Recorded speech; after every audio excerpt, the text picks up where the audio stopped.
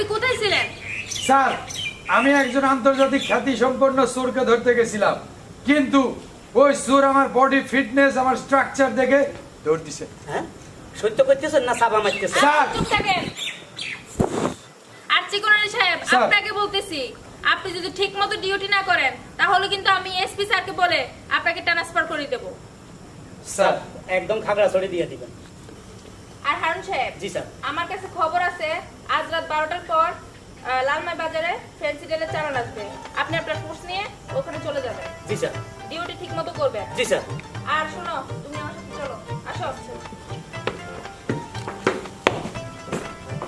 এই হেদায়েত, তুমি ওই যে রফিকের দোকানে যাইয়া আমার মোবাইলে 200 টাকা ঢুকাও। যাও, আমার নাম বলবা। স্যার ওর সাথে আমার একটু কাজ আছে, পরে যাক। তুমি থামো, স্যার, তুমি যাও যাও।